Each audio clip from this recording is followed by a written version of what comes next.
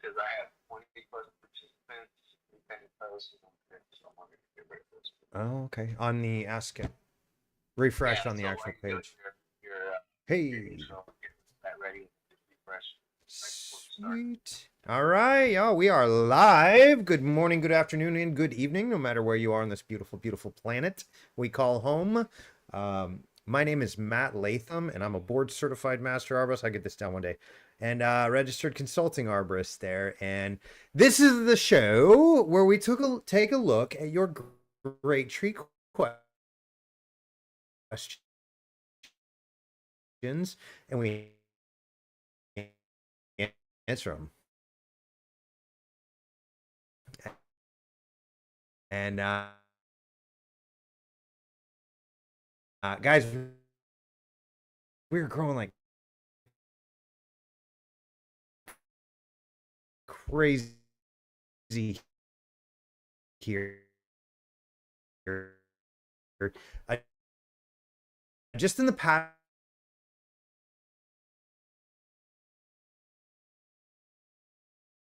it is just absolutely bananas. And guys, I'm thrilled and honored to be a part of this journey with you guys, and really grateful that you're joining me here today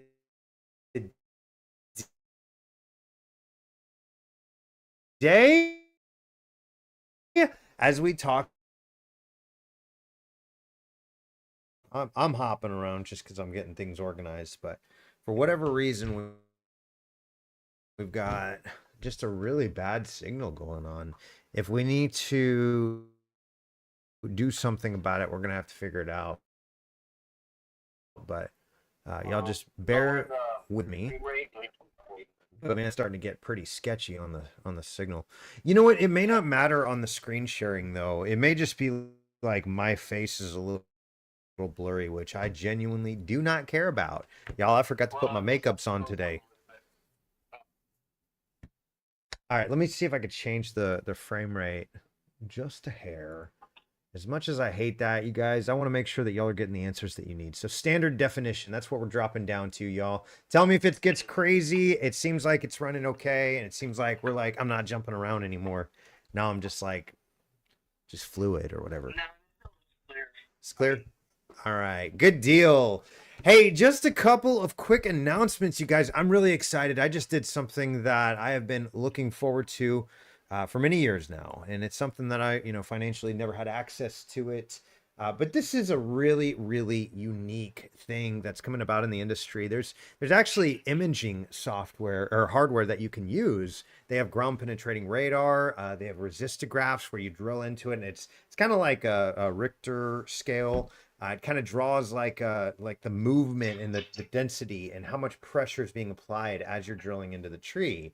So there's that, but then there's this other really cool one that's kind of in the middle of those two. It's very non-invasive.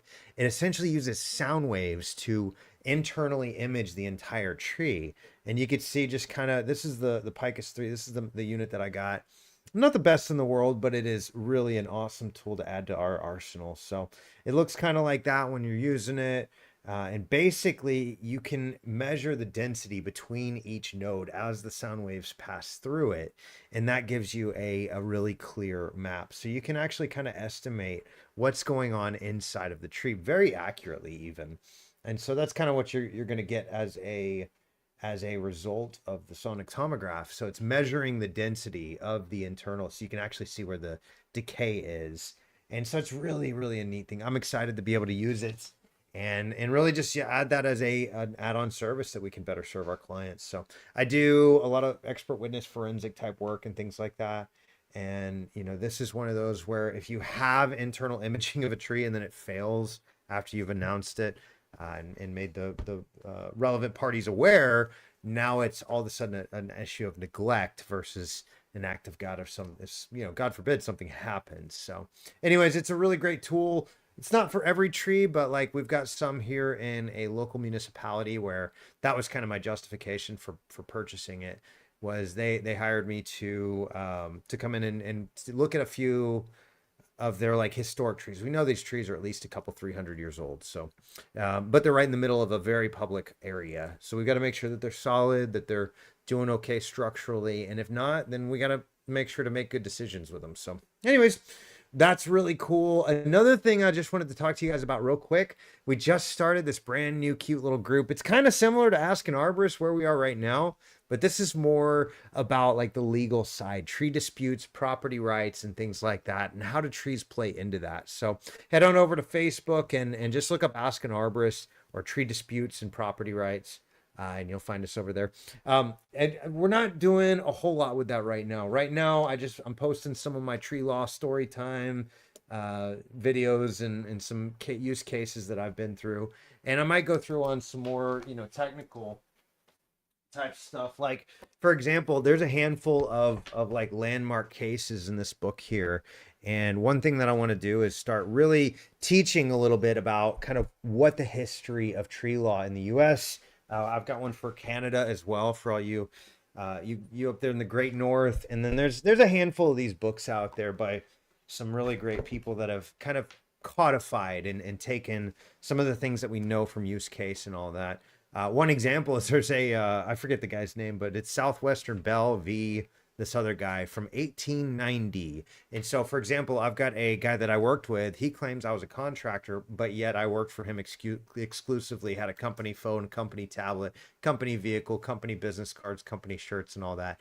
By every definition, according to this 130 some odd year old court case, we know that I was actually an employee. So it's really important to know those things. If you're an arborist and you want to get into the more technical side of what we do, forensics, arboriculture, and expert witness litigation type work. So like I said, if you want, feel free to join us over there. We'd love to have you guys as members over there. We haven't really done much about it yet, but as we continue to grow, hopefully we'll get people coming in here and asking the arborists same thing, but in a legal manner. So anyways, love to have y'all over there as well. But guys, let's get right into it because we had some really great questions and comments come in. Now, quick announcement too, we're getting really busy. And again, shameless self-plug here is we've got a YouTube channel over on the Tubes of You. So I said we were going to get into our questions, but guys, we passed a really cool threshold not too long ago.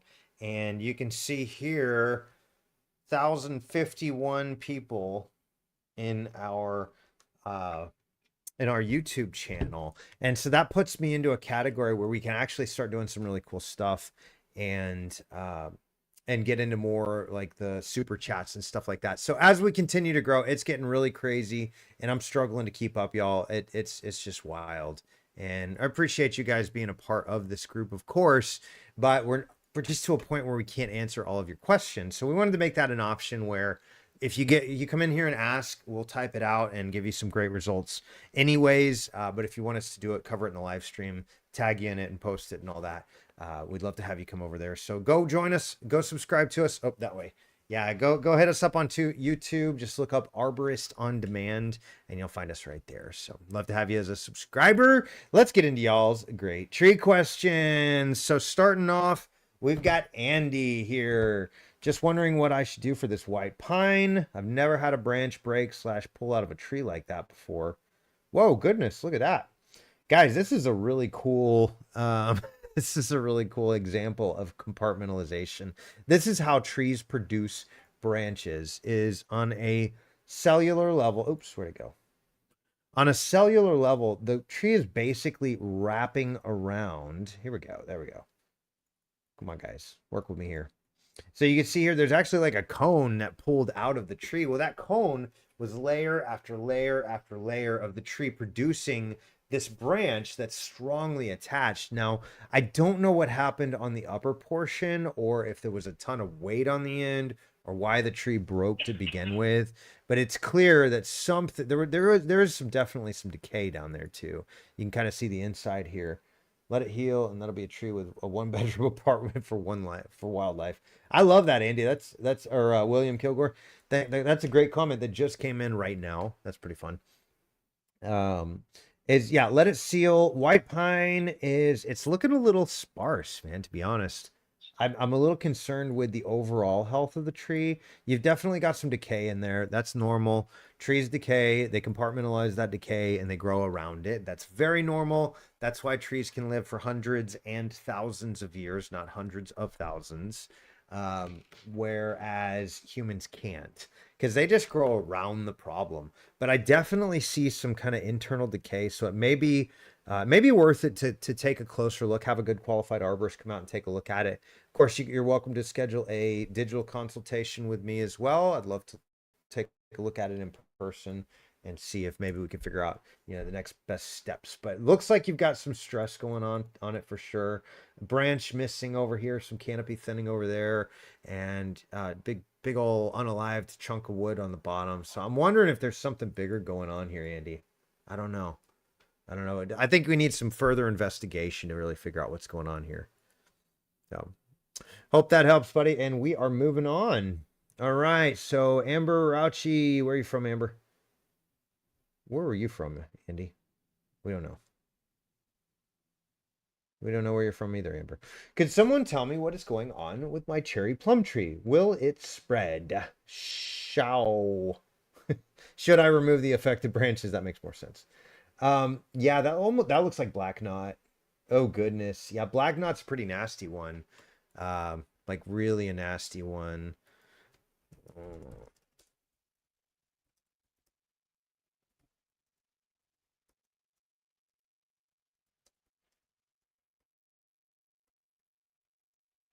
You know what I need to do, Lucas? I need to do a blog on black knot canker. Um, it's a really nasty one. It generally is going to affect cherries, choke tree, like plums, things with stone fruit. And so, what's that? No, I'm listening. I was listening. Yeah. So yes, you can. On that, you can prune it like 6-10 inches below where you're seeing the infestation. But it's kind of a nasty one. I'm gonna be honest, like it's really hard to control black knot canker. If it gets to a big tree, then you've got a real big problem. Anytime you're cutting a branch, by the way, you want to make sure, Amber, that you're disinfecting it. Get like some Lysol, or you can use like rubbing alcohol, like a higher percentage, not like the little 30%. You can do 10% bleach and water solution. But all of the stuff that you cut out of that, don't just send it off to the mulch piles in your community. You actually want to burn it. Get it out of there or burn it. Don't compost it. Don't reuse that stuff. It's really, really nasty stuff. And the other thing too is you can use like fungicides, but it's really a preventative. You're not going to be able to control it long term. But you want to use like sulfur lime's good, but propiconazole. You want to get into the more heavy hitting stuff like propiconazole or captane or chlorothalonil, something like that. Don't use like a liquid copper fungicide. It's just not going to be sufficient enough. So there are a couple of, let me see if I can find one real quick. The University of Wisconsin had a really good one. Yeah. Okay, here we go. Yeah, Prunus family. That's right. So here's a great article that Wisconsin has. Was it Florida? Oh, Morton Arbor. Yeah, Rutgers. That's right. That's up in Lindsay Purcell's turf. Or Purdue. He's Purdue. Never mind. I lied. Yeah, I think it's black knot. I'm not exactly certain, and really you've got to get some lab testing to find out exactly what it is. I've got this like little blog that I put together that is just gives an overview of all of the agricultural extensions. Again, you want to get lab diagnosis. Don't trust some idiot or even a guy with some credentials like me. Don't trust it on the internet. Get some lab samples. That is a part of true diagnoses. It's really important that you actually get a true diagnosis. Otherwise, you're just guessing. So, hope that helps, Amber. We are moving on. Hi, I just wanted to introduce myself and share a photo that I took. My hobby gets me right amongst steam and diesel engines. 60 years of neglecting to deal with. Yeah. That's the Western way, right? Build it and then just, not do anything about it. That's what we do. Okay. Elizabeth is asking, where are you from, Elizabeth? No idea. I bought a property in central Ohio. recently that has these seedlings popping up everywhere. I think they might be red buds. Ooh, it kind of looks like a red bud. Kind of different though. I don't know. That's crazy. I asked because I have a slope along one side of the property that I'm attempting to stabilize. It has large trees, but I feel they could be healthier, and several have recently fallen. Most are leaning. I've diverted rainfall to specific paths to develop the slope more already, and removed a ton of English ivy from everything. By the way, not native. I believe red buds are nitrogen fixers. I believe so too. And I'm wondering if these are red buds. Would it be helpful to transplant them to the uh, to help build healthy understory on the slope, or would that stress the larger trees?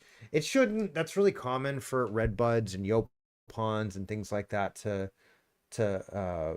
grow under. You're gonna have like multiple layers to every forest. You're gonna have like the big trees, you're gonna have the medium trees, you're gonna have the lower underbrush, things like that, yopon hollies, and then so you're gonna have some grasses sometimes and some what we would call weeds. To the forest, they're more of mechanics. They help pull stuff up from the lower layers and things like that. But yeah, it looks to me maybe to be a red bud. Let me just check and see what the robot has to say about it.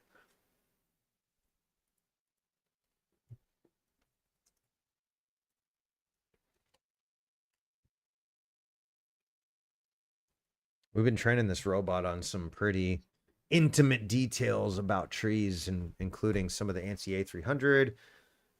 It's saying catalpa, but I don't see catalpa.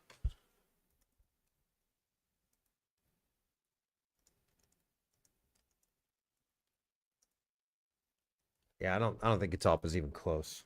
Catalpa is one of my favorite trees. They're super cool. Yeah, yeah, it's saying Eastern Redbud, but I don't know that the overall shape is right, but the edges of the leaf are funky. It almost, I don't know. I don't even know what I'd relate that to. Anybody have any ideas? I'm sorry. I'm doing a terrible job for you here. Here, Elizabeth. I'm sorry. It looks like red bud to me though. Maybe keep one and let them grow. It's certainly worth it. Uh, Stabilization, yeah, trees are going to be your best bet, but you definitely want to have some underbrush and make sure the waters go in the right direction. That's a tough one though, because obviously you don't want to lose your whole mountainside. It sounds like something might have shifted very rapidly though. That's kind of what I'm wondering with your extra erosion going on. Kudzu is actually a good erosion stabilizer, but don't do that. Don't do that at all. Um, so, anyways, we're moving on. Cheyenne Page Stein. I don't know. British Columbia from the Great North. I have a group of trees near my house that I'm concerned about. Should I be having someone come to do a health evaluation, or are those cosmetic issues? They most certainly are not cosmetic issues. I don't know about those. Was that spruce? Maybe.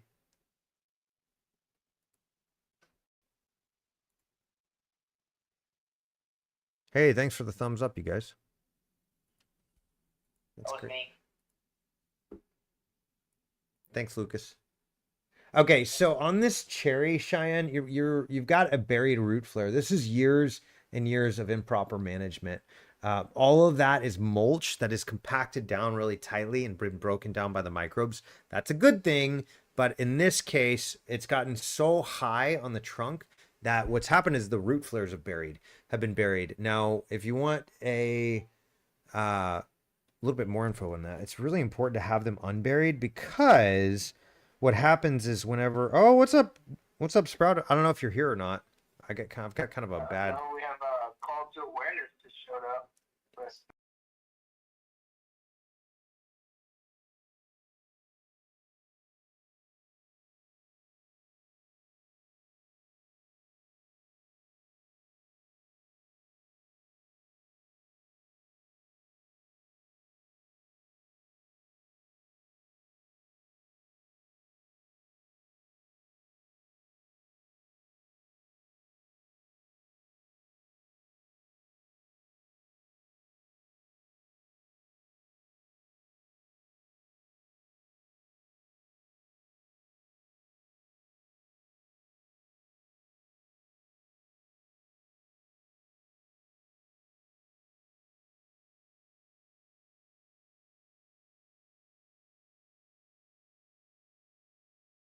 through something that's black screen and I can't hear you on the other mic. What the heck? There, I see he popped up now. Yay. Okay, I'm back, you guys. I'm so sorry. Gotta love technology, right? This is how it goes in the modern world. Like, the worst thing that happens to us is our internet goes out, you know? But oh well, it happens. So anyways, Cheyenne, I'm so sorry for the delay there, but we've got a buried, that looks like it could be a cherry. It almost looks like a red oak to me too, though. Let's see if we got any other better pictures. That looks like red. That could totally be cherry. I think it's cherry. At British Columbia, yeah, that could definitely. No, is that the ones you're looking at? Oh, it's not definitely cherry. Those are the spruce we're looking at. My goodness, you've got a big problem, Cheyenne. I don't mean to sound like an alarmist here, but those trees, the buried root flares, can actually cause those trees to come crashing down. One of them, it looks like, is leaning towards your house, and you've got some twisting, some torsion fracturing is what we call that. Whenever the bark twists, like in a circular motion, what can happen is it can actually separate vertically. As it's twisting, they can twist separately and start to like open up like that. And that can lead to what we call a barber chair type of scenario. Especially, you got like maybe some fungal issues going on with these trees. So as beautiful as they are, you're going to need a much closer look on these guys, especially the two that are closest to the house.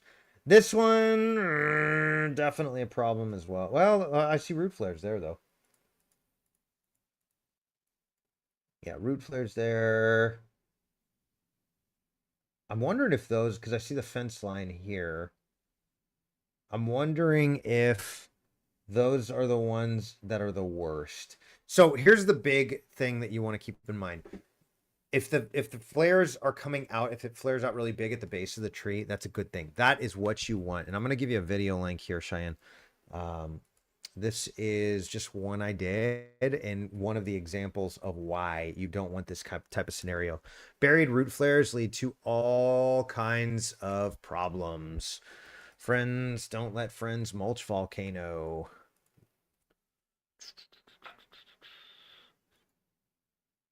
Is our connection still good, Lucas? Yeah, so far so good. Okay, cool.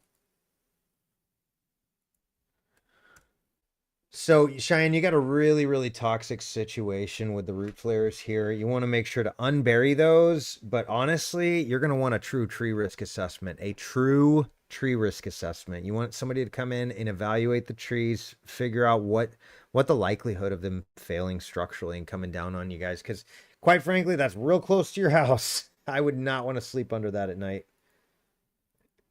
They're beautiful trees, but beautiful trees that crush you in the middle of the night in a big storm are not so beautiful. So yeah, you gotta do something about those. I would start with a forensic analysis, and you're probably gonna have to get an air spade out there, honestly, Cheyenne. That starts to add up pretty heftily.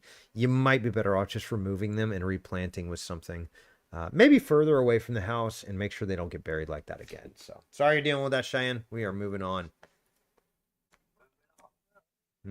No, down. Moving down the list. What's up, Uni? Uni swans. So the swans is plural, but uni means singular. So I'm really confused. Where are you from? Uni swans. Nice. I don't know anybody named Uni, so that's a new one for me. Thanks for the light entertainment, Uni. All right, so alder tree looking very dull with slow growth compared to the rest of the alders next to it. Sits by the side of a stream bank. Was very healthy last year. Define that. I don't see a stream bank, y'all. Oh. Yeah, I mean, it's budding out. What I see is a tree that lost all of its tops. Like, not one tree, but multiple trees that grew up in a cluster. Oh, y'all can't see what I'm seeing. Ha, look at me. Y'all don't want to see me. You want to see the tree. Alder tree looking very dull with slow growth compared to the rest of the alders next to it. I'm okay with the slow growth. What I'm not okay with is that terrible structure. You've got to do some weight reduction on these, which should push some more growth into the upper canopies. Again, I'm seeing root flares buried, you guys. Anytime you got buried root flares, you got big problems. And you don't want big problems. Big problems are why we can't have nice trees. So we want to get rid of those big problems. So you're going to want to excavate right around the base of the tree and figure out where the root flares are. And if they've got anything obstructing them, like a girdling root where a root's coming across the base, then you want to make sure to get rid of that. Make sure it's in a good place, because it's kind of a toxic situation that we're seeing right now. And I don't mean toxic in the chemical sense. I mean toxic in the it's hurting things sense. So that's really important that you get those root flares exposed. Maybe prune some of the lower little epicormic sprouts that are popping out there, but I wouldn't go crazy on them. I would go minimal. Leave as much green stuff on that, because you're right. I see a stressed tree too. I see a tree that lost its tops, or a cluster of trees that lost the tops of them however many years ago, maybe 3 or 4 based on the growth, maybe 5 or 6 even. But especially if they're growing slow. But the tree's doing what it's supposed to. We call this retrenchment, where it essentially lowers its canopy and resprouts a lower canopy. It's easier for the tree to get resources in those lower portions, and it's easier for the tree to grow and survive, really, more than anything. So you got to stress a really, really stressed tree, and you're going to want to take the stressors away from it. But anyways, hope that helps, man. We're moving on. Nathaniel, what's up, Nathaniel? Thanks for being here. We're constructing in North Carolina on this lot, and the roots of this beautiful tree got toe up. Should we be worried about this, or are there steps we should take to ensure the tree stays healthy? Yes, you should be worried about that. Can you imagine if you lost portions of your blood vessels, like in veins and arteries? Yeah, can you get rid of one of your lungs and be okay? No, what's happened is it looks like the contractors both compacted the soil, which is no good. Oh my goodness. There's your problem right there. Yeah. You might actually, I hate to say this, but you might actually consider removing that tree, especially if you're going to build down here in this lower portion.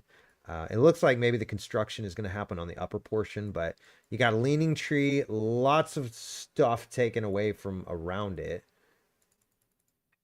Ugh. That's actually okay. Yeah, because see, the thing is the roots are what pull water out of the ground and minerals. They also are a safe haven for the microbes to grow on. Now you've crushed all of that, so those microbes are going to suffocate too. Any roots that are underneath there are going to suffocate. And oh yeah, it looks like you are building on the downhill side. Ugh.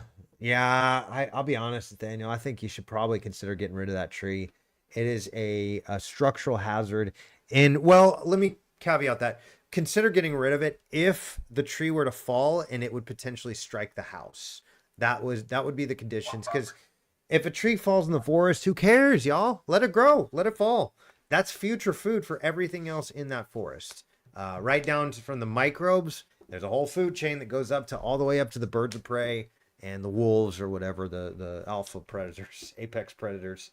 And so you've got like this whole ecosystem, but they all need oxygen, and it starts down in the soil with the microbes. So you've got an anaerobic condition with the construction, roots torn up. It looks like maybe even like a hackberry, like a really weak type of tree, but I'm not sure exactly. That looks hackberry-ish to me. Maybe you can answer that, Nathaniel, excuse me. Maybe you can answer that. Is that a hackberry, or do you know what kind of tree it is? Answer me this, and then we will know. So, yeah, I hope that helps. Yeah, chip drop's great. Love it.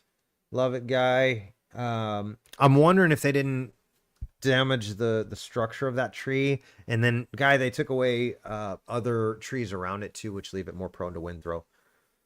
Dump 4 inches of wood, nothing special. All our wood chips, nothing special. All around to cushion and protect the trees and soil from further impacts and compaction. Don't bother to remove. They'll add organics to the soil while fostering better drainage, worms, and general vitality. I agree. Andrew, great advice. Consider it an apology to your trees. Any tree cutters will be happy to dump a load. Avoid mostly leaves. You want chips. Yeah, you want both, really, but mostly chips. Chip drop's great. I've been using them for 9 years now or so, and we dump for free whenever we need to. So people love it, and we love getting rid of it on them. So hope that helps, Nathaniel. We are moving on. And thanks again, Guy, for all you contribute. Andrew, I'm watching you, man. I like your style. I like that's some solid advice you're bringing, and I really appreciate that. So I think Lucas, look at that, retired landscape architect. That's brilliant. Yep, bringing some solid arboricultural advice. And Lucas, did you post that one about the group experts by chance or no? That's Yeah, well, I'm doing that in a minute. I need to get the image ready for it because I want to put a banner out. yep. All good. In it. All right. Musico Christian from Ontario. What's up, Great North? Hello, I'm Christian, and something to know about me is I'm an ex-Davy employee and owner of a tree and shrub care business in Huntsville, Ontario. Rock on. Be safe up there, man. I know you aren't supposed to paint fresh wounds on fresh cuts or wounds on trees, but would it be okay to spray with a tree insecticide, for lack of a better word? No, insecticide is the right word. Prevent insects from burrowing into the tree. Oops, wrong button. What's that? No, I don't see that one word. Yeah, it's not really going to help a lot. Yeah, the insects of concern. The more certain people are when they're throwing out these laws and rules, the less reliable their opinion is. I love it, guy. Yeah, no, that's absolutely true. Is the right answer in arboriculture almost always is it depends. I don't know how the tree's going to respond to my treatments. I never guarantee or promise anything. If anybody is, they're liars, and they are usually fraudsters in my experience. Is they got the magic snake oil pill or whatever. And, you know, if you can guarantee somebody's health or a living biotic organism's health, come on. Come on. You can't guarantee anything. You can't even, I love what the Bible says. You can't even cause one of your hairs to grow. Don't even swear by the hairs on your head. So you can't. Sorry, but here's my experience is if we do ... chances are it's going to be good, but we can't guarantee anything. I know you aren't supposed to paint fresh wounds or cuts on trees. Would it be okay? Yeah, I love guys' response. So anyways, to answer your question, Kathy, I'm sorry. I would avoid it unless you've got some sort of active pest going on in your area. That's going to be really critical. Is like, let's say you've got oak wilt in the area. No, let's do a better one. Let's say you've got an ash tree that you just cut and you got emerald ash borers all around your neighborhood. Yes, you can spray an insecticide, but you'd be better off giving it trunk injections because that's what the research has proven so far. There's some really good research coming out about insecticides being sprayed up into the canopy with an adjuvant or a non-ionic surfactant like petrobark. So that might be an option too, is just spraying the whole tree to prevent it. Because anytime a tree's stressed, like when you make a big amputation cut like that, that can promote fungal and pathogens and pests and such coming and attacking your tree. But I would hold off on it. I would definitely, just make sure that there's no really big things going on in the area. And, the best way to do that is check with your local agriculture extension. I'll go ahead and post that link for you here, Kathy.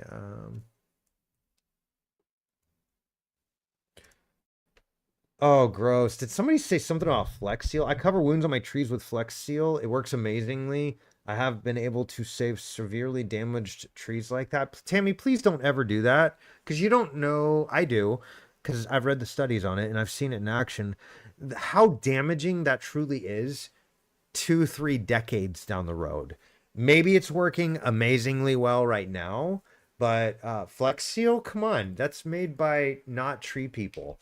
And it does, we actually have research showing that whenever you seal a wound like that, it actually increases, get it? Increases the amount of fungal decay. The reason being is now you've created an anaerobic condition. You've sealed it off. Nothing can go, the oxygen can't come in and give the tree what it needs. So it inhibits the growth. It prevents compartmentalization. It increases decay. Tammy, don't say that. We need to, Lucas, we got to get these group experts labeled like ASAP. That's this, not the personal, Tammy. That's terrible advice. Permethrin's good, really cheap. Bifenthrin works pretty good. Don't spray it. Very well too. Don't spray it on anything you're going to eat. Correct. Soil also harbors many insects that damage the tree and infect by transmission to the tree with diseases. That's not true, actually. More bad advice, guys. Oh my gosh, we got to get this group expert label up and cranking because this is very bad. Yeah. the soil below harbors many insects that damage to the trees and infect by transmission to the trees with diseases. Guys, it's like 0.5% of all the critters out there are actually damaging to trees. So to say many insects, first of all, many is not a scientific word. Second of all, it's just not, that's objectively not true. There's very, very few Yeah, insects that and will the come in. majority of these insects would be beneficial. Of course they are. 99.99% of the microbes in the soil are beneficial to the tree. Same goes with the bugs. It's like 98% or something like that of the bugs out there. They're not going to damage the tree in any capacity. 98% of the ones that do are going to be minimal, like leaf damage, things like that. They're very rarely do we have like a big thing that comes in and wipes out whole species. One of them is southern pine bark beetle, woolly adelgid. We've heard of the emerald ash borer, right? So there are things out there, but they're not common. They're very rare, in fact, when you really look at it objectively. I was listening to Dr. Tom Dykstra out of University of Florida, and he said that 99.99% of the critters out there are beneficial. He also said that as a species, us humans, all the collective knowledge of the humankind, we've cataloged, get this, on the low end about 0.5%, and on the high end up to potentially 1% of all the critters out there that live in the soil. We don't have a clue what we're doing, guys. What we do know is forest works. Emulate it. Humic acid, molasses, those are beautiful things. Seaweed extract, blood meal, all these things are great. But simply adding compost to your soil too, oh my goodness, you're going to see amazing results. Just do that once a year, and over the course of 3 or 4 or 5 years, not big, 1/4 inch to 1/2 inch. But anyways, yeah, what you want to do, Kathy, long story short, improve the health of the tree with some compost and with some mulch. Don't worry about doing that unless you've got one of them critters that can come in and wipe out your tree. Because when you make big amputation cuts, big removal cuts on a tree, that can indeed stress the tree out tremendously. See what I did there? Anyways, we're moving on, guys. All right. Oops, I missed one. Justin, how close should I plant my trees to get a nice canopy like a woods to enjoy within my lifetime? On our side lot, I planted a tulip poplar about in the center last year. I'm about to plant a few maple cultivars around. Is 20 feet too close? 25? Again, the answer is it depends. Oh, look at this jerk. Anthony, we're going to talk here in a minute, buddy. Okay, tulip poplar gets really big really fast. So keep in mind, here's the general rule with trees is That was one of the ones I wanted you to discuss, by the way. yeah, no, this is a great one. Generally speaking, you want to put the smaller under canopy stuff close to the house. 20 feet's fine. That's a great point. Make sure there's no power lines or it'll get hammered. Don't forget to add a few shade loving species like dogwood to contrast with your planting. That's exactly what I'm saying. Perfect. You know, that's great. They can be attractive in spring. You can do dogwoods, red buds. You could even do like azaleas tend to be okay under canopy. They're going to be lower to the ground, but some of them get pretty big, y'all. 24 8-meter spacing that allows for every second tree to be removed in the future, depending on mature tree canopy size. I like that. Get a plan and work it. I don't want roots to ever get near to the foundation. Well, you don't understand how they work then, because they're fine. They generally are going to go around the foundation. Bigger trees need to be further away. If you're willing to have the tree removed before it becomes a threat, it is less important. I'm not worried about the roots. I'm worried about the tree breaking in a storm and coming crashing down on the house. So what you want to do is pick trees that have a general conical shape to them, something that's going to be sturdy and strong. Make sure to take the mature growth and plant them accordingly. So if you've got a tree that's going to get a long-term canopy spread of 50 feet wide, don't plant them closer than about 20 feet away from each other. That's going to be really important. And you can actually plant them closer, but you're just going to get them growing taller faster. What you want is slow and steady growth, and that's going to make sure they're stronger. But I love the idea. You know, it's so important. Trees are so helpful and beneficial to us. They are, there's so many research studies about all the benefits trees provide. So I love that you're planting them. Just make sure you do it wisely. And if you want a little help, just deciding which trees go where and how, I'm happy to get on a digital arborist consultation with you, and we can look at it together. But that is one option, and I'd love to help if we can. Otherwise, at least find a good arborist that can help you make good decisions on a local basis. But we do telemedicine for trees, so we can look at it no matter where you are. Shameless self-plug. All right, that's an interesting question. Simple question. Is this page here to help homeowners with their tree issues or train arborists? It's actually mostly here for the homeowners, Anthony. 50% is people asking questions. 40% is the question askers answering other questions. Asker questions with incorrect information. That's true. 8% is the tree enthusiasts with some knowledge answering questions with some level of accuracy. 2% is actual arborists answering questions accurately. Seems right.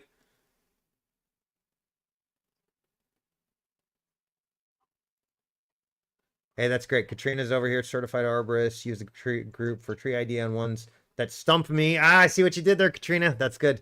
There's a tree joke in there somewhere, y'all. And as an arborist, I feel like our whole career is continuing your knowledge base. It really is. Absolutely. Especially with all the knowledge and info. And Katrina, I don't know if you're going to see this or not, but like, this is my newest toy I'm getting is sonic tomography. So yes, the industry is growing and growing and growing and growing, and we have to keep up. We have to keep growing as individuals too. Somebody said, y'all, if a tree is not growing, it is unaliving. I gotta monitor myself. But it's basically in the unaliving process. Humans are no different. They call it the mortality spiral. As you get one stressor leads to another, leads to another, leads to another. However, if the tree continues to grow and outgrow the pathogens and the pests, oftentimes it's good to go no matter what. And that's why trees last for hundreds and hundreds of years. But yeah, as people, I think we're no different. As we age, we start to, one stressor leads to another. That's the unaliving process. And eventually, like my wife and I have Lyme disease. No fun. That's the beginning of the end, guys. And it's the same with trees. But if we're continuing to grow, that's a very good thing. And the industry really is changing. So it is I will answer it, say this, Anthony. It is essentially designed for homeowners, tree owners, tree managers to come and ask questions. I too, as an arborist, have questions often, and I have friends that I check with as well.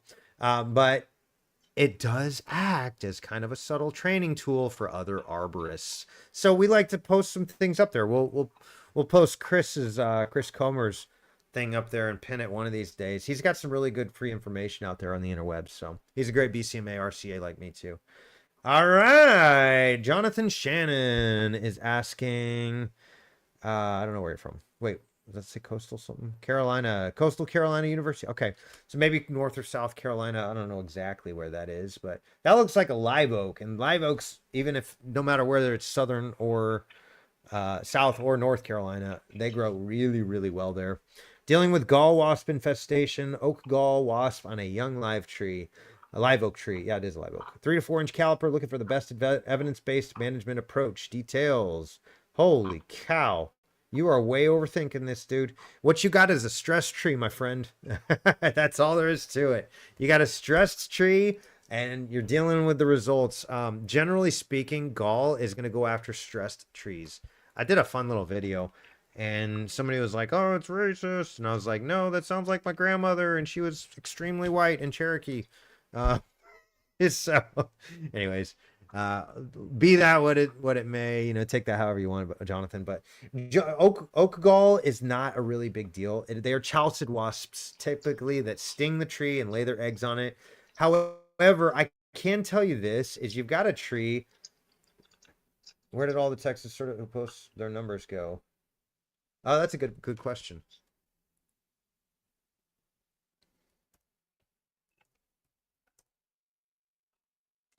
Where have all the arbos gone? Did I get that right?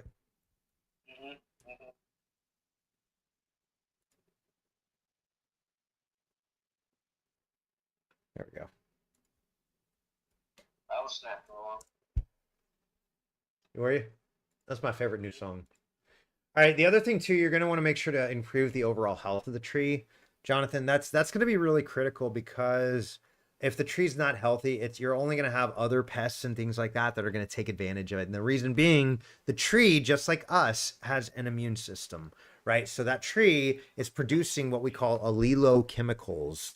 And if you think of modern medicine as allopathy, same thing happens with the tree. It's producing things that producing chemicals and compounds that will have a negative effect on potential pests. And so what happens is they're going to produce these insecticides that are flowing through their veins. Now, it's not designed for the oak gall. It's really not. It's designed for the oak borers and the things chewing on the leaves and things like that. It doesn't care about the galls because galls are really minimally impactful to the tree, but they absolutely can cause a stressed scenario in the tree. So it's really important that you make sure to address the stress issues. And this is one that I just really like to pass out because it's extremely beneficial for the tree. It's called radial trenching. And like I said, it's just a really great option because it's going to help to improve the overall health and vitality of the tree. So that's one option. Make sure you're getting some wood chips. Chipdrop.com is a great resource. You know what I'm thinking, Lucas? I just realized something. I think it'd be really cool to take the live stream and put all of my comments under that. What are your thoughts on that? What do you mean? Well, so like, okay, just so they know who's talking. So in case you missed us, here's your timestamp. I just put it under. I've been putting it under Arborist on demand. No. I'm saying when I reply, put it underneath that and maybe tag the individual in it. Okay. That's okay. No. Just keep doing what you're doing, and I'll start putting my stuff, my comments and such underneath your live stream tagging or whatever we're calling Well, I it. tried to tag you before you put anything in there. Yeah, no, you're crushing it, man. Keep it up. Keep it up. All right. What's up, Canada? Yes, it certainly is allowed to bring tree questions all the way across the border to us here, your neighbors in the States. And I'm a little ways away from you, down here in the deep south of Houston, basically the swamp, and I think it's the armpits of hell is what that's what the mayor told me. No, he didn't tell me that. That's a joke. That's slander, I think. All right, no, glad you're here. Thanks for the question. Let's check it out. Anyone know what the fly-like things are on the tree behind my condo? Just noticed them yesterday. I don't know what kind of tree it is, but I know they pruned them last summer around July. Not an arborist who did it. The lawn/yard care company. I can see that based on their pruning. Ah, sorry. That's rude. And it's on condo property. Yeah, they usually have that built into the management, the landscape management contracts. It's unfortunate too because landscapers are not arborists and vice versa. I don't deal with small plants because that's not my area of expertise. I deal with trees because that's my area of expertise. I don't deal with grass because that's not my area of expertise. If we're putting a tree in and we damage the grass, I'm going to put some sod down, but I'm not going to go out there and try to get sod jobs and all that. So that's a big pet peeve of mine in our industry is contracts for landscape management. I think we need to educate the homeowners and the managers, the HOA companies and such, not to do that. Hire a separate arboricultural company to come in and manage the trees separately. Just my 2 cents. So anyways, it's on condo property, very early spring here. The buds are barely just starting to come out. That's too funny because it's like, it was 90 yesterday here in Houston. So it is not very early spring. There are no leaves for that reason. None of the trees leaved out. Yeah, that's okay. They all have a later bloom season. Bark looks like it is affected, and there are tons of these disgusting things on it. Along with black flies buzzing around the same spots. They're about the same size as the black flies. Almost looks like they're eating/sucking the bark. They look like they're killing the tree. I don't know. Let's take a look. How gross. That's disgusting. I don't think they're eating the tree. Those look like common houseflies to me. But I can't really tell.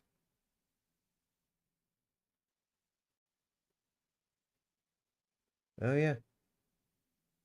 They could have like sucking mouth parts that go out there. Now, if they're nuisance or pest, what you could do, Emily, you can actually just take like Dawn's soap and water, mix it up in a little spray bottle and just spray them. That'll coat them, suffocate them, and then they will pass and not be a nuisance to you anymore. But looks like a brand new condo unit. Oh, no, that's not a driveway. Never mind. But yeah, it looks like kind of newer tree that they left that stupid little ring around it. Just put mulch, you guys. Put mulch around it. Do a mulch ring out to like a few feet away from the trunk. But yeah, that's weird. Emily, I wish I knew specifically what you can do. And I think they call it the Ministry of Forestry up there or something. Uh,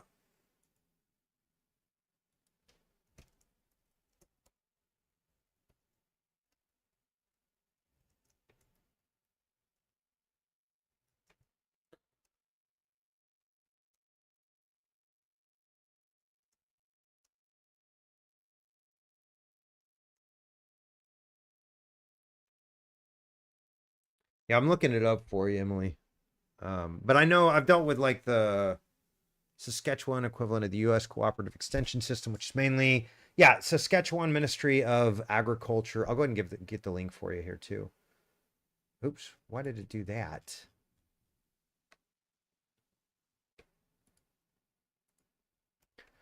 Yeah, so this is gonna want. I think you said you're from Saskatchewan. If not, just look up like ministry, your local wherever, and Ministry of Agriculture. Those aren't cicadas. Yeah, I didn't think so either. Don't worry, we hate Trump as much as you do. What? Hey, let's keep politics out of this, y'all. It's Anthony, I don't know what you're doing, man. You kind of getting a little attitude with me lately. You were doing great at answering some good questions, but I'm watching you, bro. I would just remove that one and just put a warning. No Yeah. politics. Remove comment and Yeah, because when you remove it, it'll say why. yeah. Just remove. Shift this spot for it.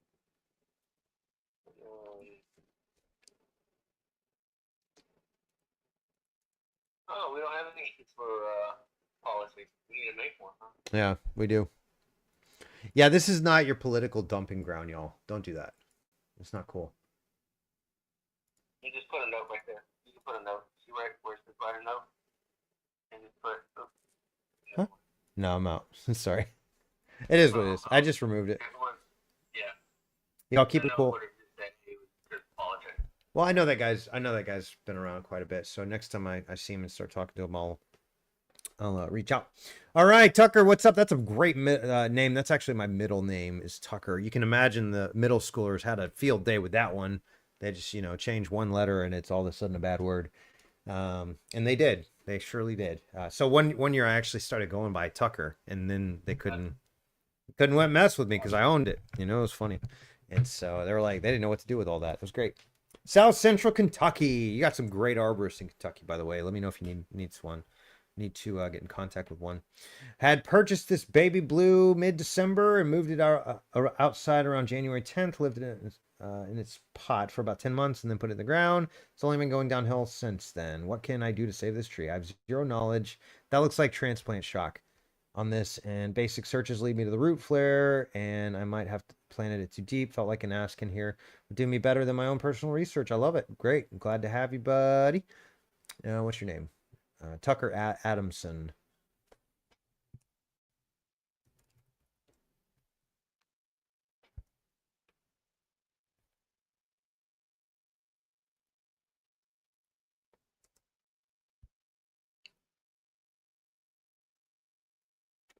This is what I need right there.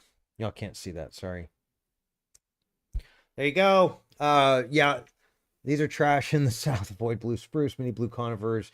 Alternatives you can try: spruce budworms. It's not budworms. This is a transplant shock issue. Yep, Andrew's got it. Andrew, you're a good arborist, man. We need to talk. Transplant. It may have been too dry in the house, already unaliving. Planted too deep outside if you buried the top of the ball, and then not enough water to keep it from drying out if you put it outside, or you drowned it. Drowned it is the more common one I see. At this point, I mean, like far more common one that I see, like 10 times at least. Add compost to backfill. This is solid advice. This is solid advice.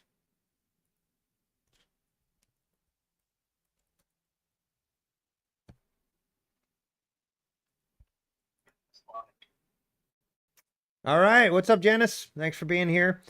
Then our 30-foot Norfolk Island pine has not been doing well since Florida's winter freeze. Oh, goodness. Oh, you're in Florida. Almost all its branches are brown, with just a few green branches remaining. Is the tree unalived, or does it have a chance of bouncing back? I would say not a good chance, honestly. Ugh, that's grody. Yeah, because when they go, yeah, I'm sorry. I think it is. I think it's gone. I agree. Yeah. Are you seeing what I'm seeing, Lucas?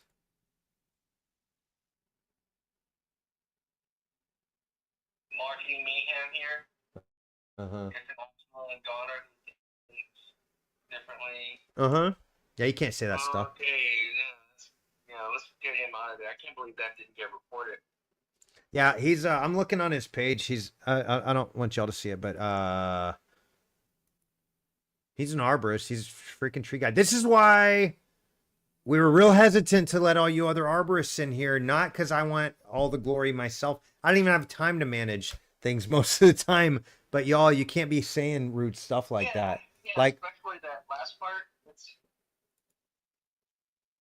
I can't believe that didn't get reported. Yeah, that is like, I think, an active threat. So, yeah, dude, this is why we. Oops. Yeah. You're getting publicly shamed too. Even though you asked to be anonymous, now everybody sees all the bad words that you're using. Hey, what's up, bluesism? I love trees too. That's why we do this. Is I love trees and I love people. So marketing mayhem was the guy named that other guy that was up there. James. Yeah, yeah, he's a tree guy. He's got all of his pictures are tree stuff going on. Shoulder diameter is greater than tree diameter. Okay. I'm looking at his pictures. He's just a typical tree guy. I know tree guy is pretty good. Yeah, thanks for being here, Bluesism.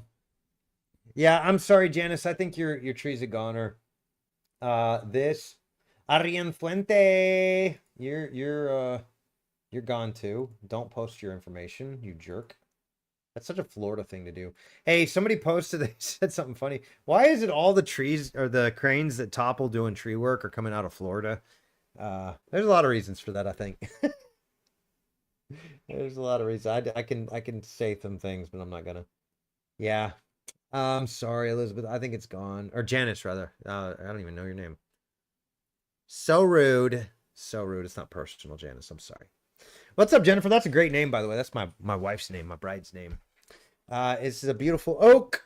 Not able to be saved, or should we remove it before it does damage to our home? Well, you got a big issue here, Jennifer, with the root flares being buried. Not with dirt this time, like we normally see, but with silly little sago palms or something like that. What is it? It could be some kind of fern, but that looks like sago to me. It looks like maybe pittosporum on this guy. It could be mountain laurel too. No, I don't think it's mountain laurel. I think it's pittosporum, some sort. But I could be wrong too. Oh, and you got some palms back there too. I'd be willing to bet money you're in Florida, aren't you? Yep. So typical. Y'all, I have no idea what that is then. That could be pittosporum or it could be some sort of tropical. You've got to get rid of all that brush around here, Jennifer. That is going to trap moisture and cause fungal decay. It does look like you've got some sort of advanced fungal pathogen going on. That's funny. We'll deal with that one later. Hey, thanks for being here, Luann. That's a great question. Give me just a minute. Yeah, Bluesism says I love trees. That's a great. Yeah, me too. That's why we're here, y'all. Trees are good, okay? Yeah, you've got to get that looked at. The other thing is you want to absolutely make sure you get a soil or a tissue sample sent off to the Florida Department of Agriculture. That's going to be really important. Jennifer, where are you? The internet is just so slow.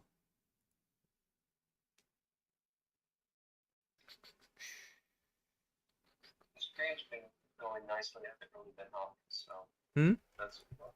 I said the stream hasn't been hopping. It's been going pretty close, so that's a plus. Yeah, Sprout just sent me an email. I'm hoping maybe he's going to jump in here in the next next few minutes or so. That's exactly what he was asking, yeah. Exactly what he was asking. This one. Yeah, you could have done a little more so on the left there. He's crushing it. That's what's really fun is like we get these guys in here that kind of follow and hang out for a little while. Brian Adams, you're gone. You dead. I did it again. He's over here blasting his stupid business card. You out of here, dog. That's adorable that AI made.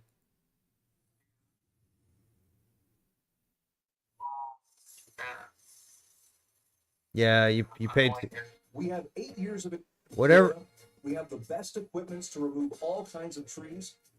We have the best equipments. Yeah, you got to learn. You got to teach your robots English, bro.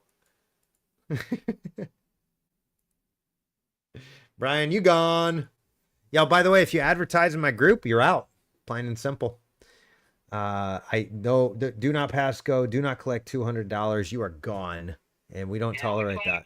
We try to catch them when they come in, but sometimes they get by. The spam meter, it's just kind of crazy because we have people that they give good advice and it gets trapped in the spam. Yeah, it does. We get so much activity going on. It's like tens of thousands per day, sometimes hundreds of thousands per day of activity. So, yeah, Jennifer, I think you're going to need a really good evaluation on that tree. I think you probably got some herbicide damage. It looks like on the leaves too. You've got these kind of like weird, shrunken, shriveled leaves. Live oak leaves should be kind of big and gaudy, and they should be they should have a little thickness, but not like crazy thickness. To me, it looks like you've got an herbicide poison tree, possibly an anaerobic condition in the soil. And again, I'm sorry, I don't think that's pittosporum. Actually, the more I look at it, I think it's some sort of tropical that I just don't recognize. But if you do, Jennifer, need a good arborist, let me know. I can get you connected with some people out there that are solid. Hope that helps. And we are moving on. What's up, Sarah? We live in Central Texas. What's up, fellow neighbor Texan? Landscaper planted this 45-gallon live oak for us mid-October. These are photos of it today. Y'all, stop planting trees horribly. You got to plant trees right, you guys.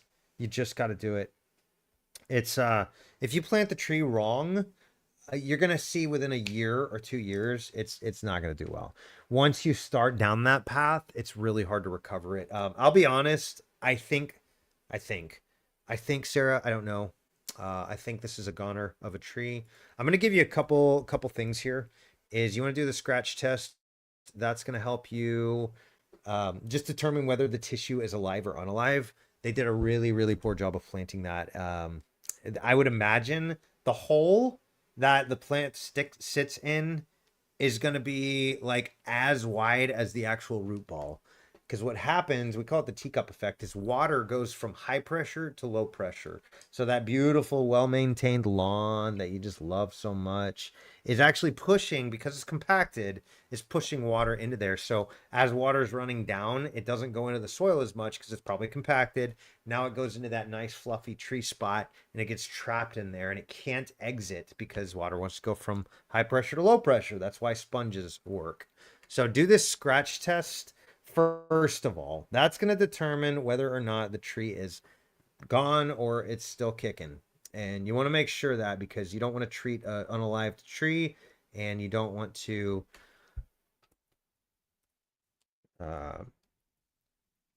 unalive a healthy tree. Yep.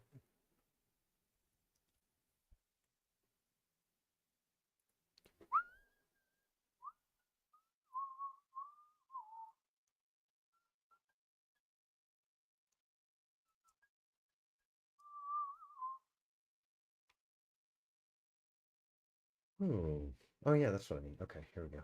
And this one, if it is alive, if you want to do this, you want to do what's called radial trenching. That's going to help draw moisture away from that area. You're going to want to go pretty heavy on it, believe it or not. It's going to seem the video that I showed you, go double that and go about twice as wide and twice as deep. I think I said like 2 inches wide. You want to go about 4 inches wide, and you want to go I think I said like 6 to 8 inches deep. Try to go 12 inches or more, because that's going to start. It's 45 gallons, so that's about the depth of your root ball, maybe a little bit less than. But that'll help allow that water to move, and it'll give it nice oxygen infiltration to that area, and a nice path for the roots to grow too. So sorry you're dealing with that, Sarah. It drives me nuts when y'all plant trees wrong, guys. Stop planting trees wrong. Poor people like Sarah deal with it and have to come over on my page and ask me questions. It's crazy, y'all. Well, we got 18 more minutes, y'all. Let's do maybe let's do like 50 more. We're probably not gonna get to that.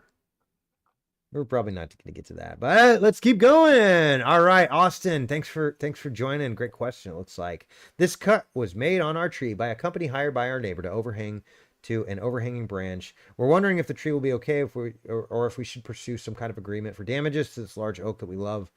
I'll add more photos in the comments shortly. Does anybody know how to look a person up to see if they're licensed and insured? Yes, let me get to that. Oh my goodness. You don't need my help. I'm just going to add a little bit. How many? 179 posts? Yeah, 44,000 posts reached. I mean, that's what we're seeing, y'all. It's crazy. It's crazy. Some of these posts go like internet famous or whatever. Oh, Luann, I'm so sorry. I hope you're still with me, Luann. If you're still here, I'm so sorry. I messed up. I'm gonna get to yours right now, and then we'll talk about Austin's tree, because this is a good learning opportunity, y'all. So Luann saying, hi, I have a problem with my green giant arbs. You helped, I'm assuming arborvitae. You helped me last year with my second leader question. This issue is that they do not handle our winter very well. I'm in the Buffalo, New York area. They should do just fine up there. We treated them with anti-desiccant in November by a professional arborist. We installed a temporary deer fence to keep out of the possible offenders, and water the trees during the summer and fall like it was our job. That might be the problem. They looked great until late January when they started the bronze. I wasn't. Luann, make that as a post and tell me the full story. Anti-transparents as anti-desiccants, they've got a lot of different names. It is a sensitive subject because, well, first of all, how long does it last? You want to make sure it's not one that's going to last for months on end, because that can be worse. The problem is those anti-desiccants, they do one of two things. They either wax over the stomata, not allowing the tree to breathe. That's like putting wax all over you and then hoping your skin makes it okay. Probably not going to be okay. So leaves they're okay. They'll drop pretty easily, and they'll like taking a bath. Yeah, like slather Vaseline over your whole body, like a half-inch layer thick, and see what happens, in 2 or 3 days. It's probably, your skin might fall, like it's not good. The same thing happens. The tree leaves need to breathe, and so when you put that anti-desiccant on there, anti-transparent, basically what's happening is it's sealing it, or it's chemically shutting the stomata down. I actually like the chemical version better because it lasts less time, from what I understand. I'll be honest, I don't use a lot of it. So again, the reason being is there's varying results. You get varying answers. It's kind of one of those like ask 10 arborists a question and you'll get 12 different answers. And same with medical doctors are the same way. Like they all are professional opinion generators.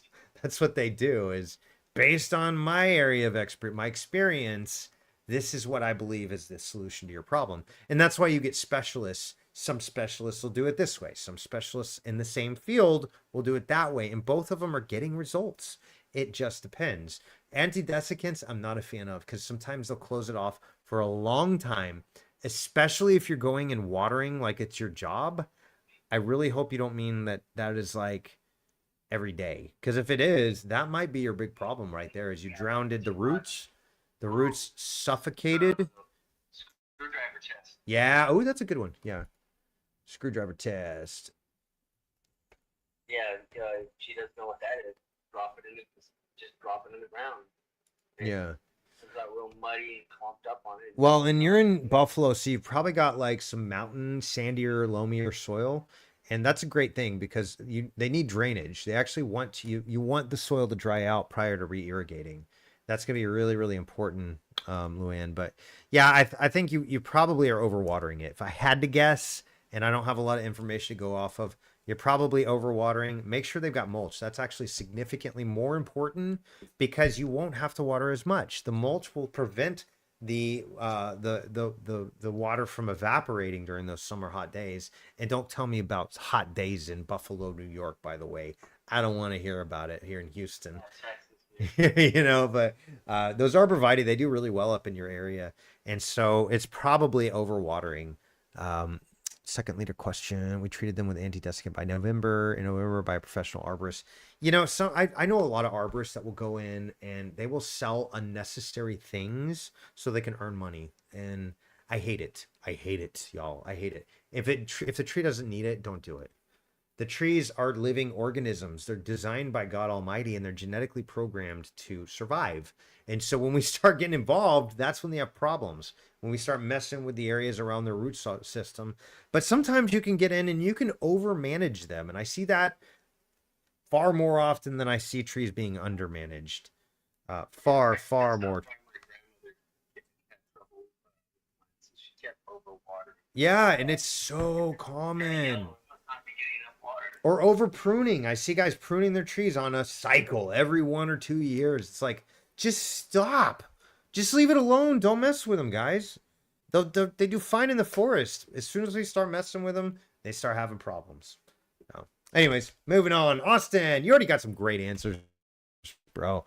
But long story short, you got a couple things. You want to factor in the fact that oh, what's up, Luann? You're still with me. Thank you. Yeah, I'm just saying, like, if you're watering every day or even like 3 or 4 times a week, that's gonna be way overkill. You wanna like slow it down to once a week, maybe. And I'm glad you put mulch down. That's really important. Keep that up. So you got to replace it, just like the forest. Every winter, you get leaves dropping from the leaves up above, from the trees above, and I don't even know what I'm talking about here.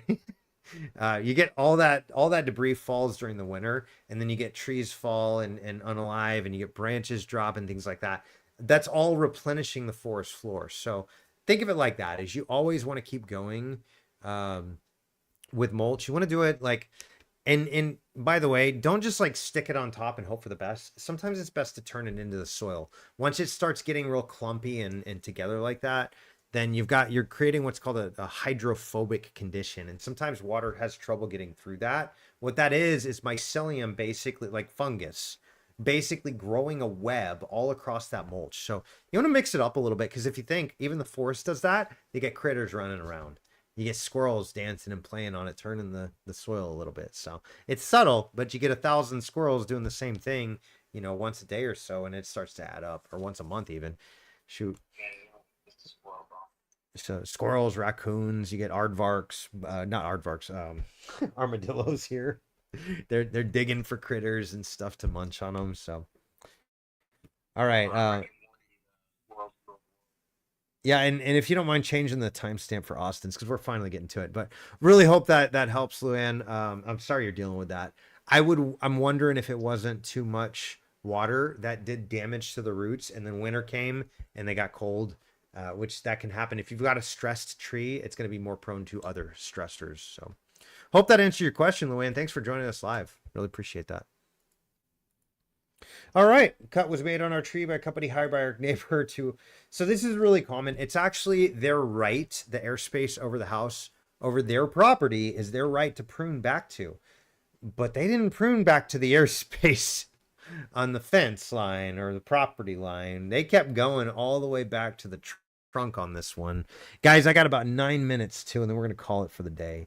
I got a doctor's appointment for my bride there. Yeah, that's pretty sad. I don't know what they were thinking. This is like, were they drunk when they did that? What? That makes no sense. That is just an ugly cut. It looks like they came stuck. Yeah. That's where it looks like the saw got stuck, and they tried to cut it again in a different area with a different saw. Again. They did three different slices to get it over, to get that thing out. This is somebody that needs to be laughed at and shamed publicly. Whoever did that work. That's terrible. Like, you lost your man card, bro. They heal up, but you can fold that together. Yeah, no, I wouldn't mess with it. I would sever off whatever I can and let the tree seal itself. I'd leave it alone. Oh, you probably want to cable that limb though. Yeah. Oh, that really stinks. Oh, I'm sorry, Austin. That's a messy situation. If you don't mind, I'm actually gonna steal these photos and use this as some educational stuff on my end. This is just bad. And this is why it's so important. Don't hire your landscapers to do your tree work. This was probably a hardworking gentleman that was working on the yard and they got hired to do some more work. And it turns out they actually did some physical damage to your tree. That tree is a very old tree too, by the way. Live oaks grow pretty slow, and that's easily a 20, 30, I say very old, 20, 30, 40-year-old tree. So you can't just replace a tree like that. You can if you hire Environmental Design Incorporated, but they might charge you $100,000 to replace a tree like that or more. Hey, thanks for the like, whoever Well, gave me that thumbs up. how That's much great. did you charge that one guy who transport that tree in Katy that we went and looked at? Oh, yes. That radius is so huge. It's like Well, I didn't 15 feet around. I didn't transplant that. That shout out goes to my friends at Environmental Design Incorporated. They are the best tree movers on this planet, just hands down. They did the memorial trees at the 9/11 Memorial in New York, and they live right here in Conroe, and that's what they do is transplant big trees. And we've got a tree that I am trying my hardest to preserve through construction because it was transplanted and now they're building a $400 million commercial and resident. It's kind of one of those like live, work, play areas. They're gonna have apartments. They're gonna have shopping centers, food centers, etc. So really neat little area over in Katy. It's tree's like 350 years old. Well, we based on the growth factor setting or scale, Yeah, we well, estimate it yeah. so it's 63 inches in diameter. So I wonder if it wasn't a tri-stem, and if it is, that changes my numbers completely. But if we're doing just a regular growth factor of 5, which is the standard growth factor for live oaks, that puts it at over 300 years old. So pretty significant. They transplanted it 1,200 feet. Does that mean it's half that? It's half that? What's that? Each individual stem was its own.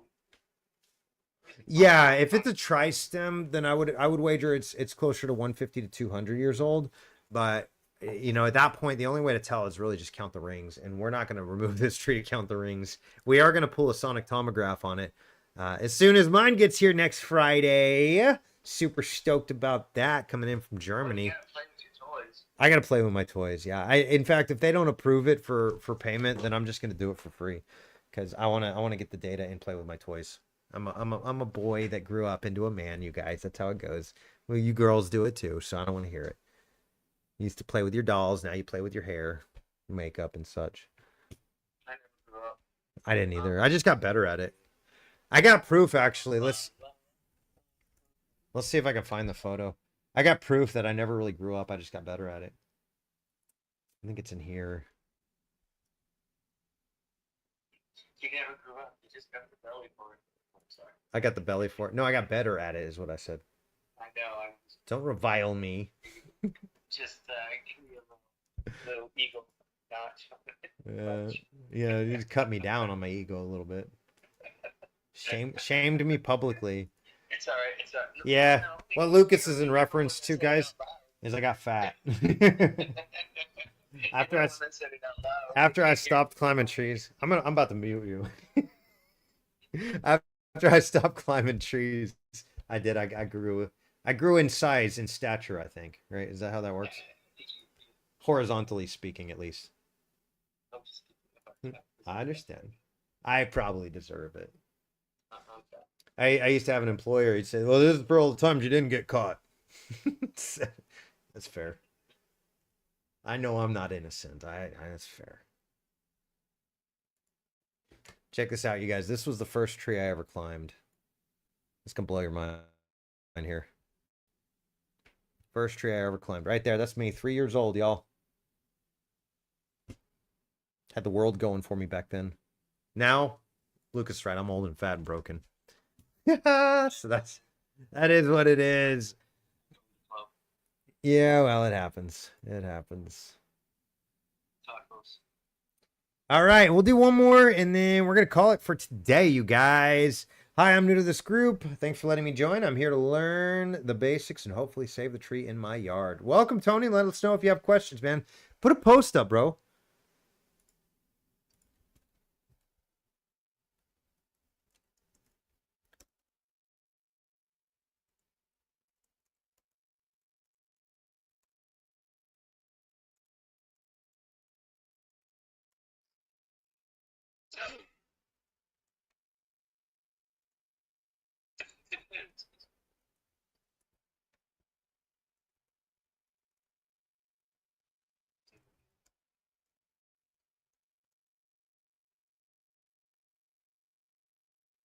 Cool.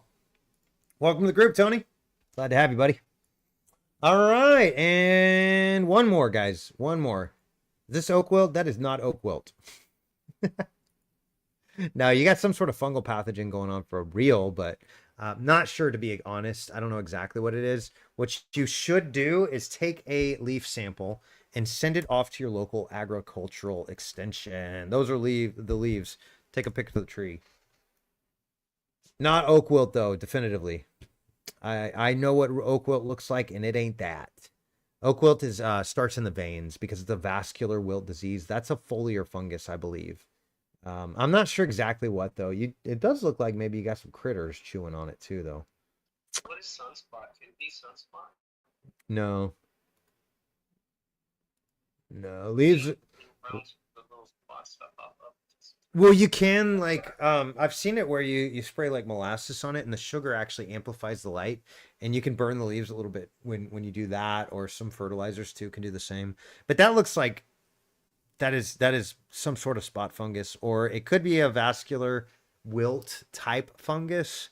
But I'm thinking like Phytophthora or maybe Fusarium or something. I doubt that is some sort of. I doubt that's oak wilt.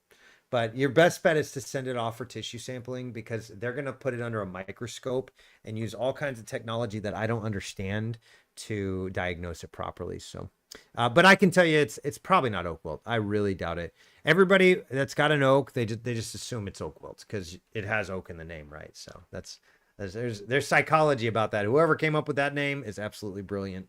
With that, you guys, we're going to call it for the day. Thanks so much for being here. Love you guys. We're glad you're a part of this group. Again, if you have questions, feel free to go over to our Facebook group, Ask an Arborist, and post your question there. If you need a closer look at it, hit us up on the web at arboristondemand.com. We can always do a digital arborist consultation. That's where myself or somebody that's credentialed or similar to me can come in and actually take a look at your tree, no matter where you are on this planet. Because let's face it, if doctors can do telemedicine, so can arborists, and we do, and we have great success doing so. So thanks again for joining us. Again, like this if you like it, love it if you love it, and of course be sure and share it with all your cool friends. And we'll see you next Tuesday. Thanks again. Bye now.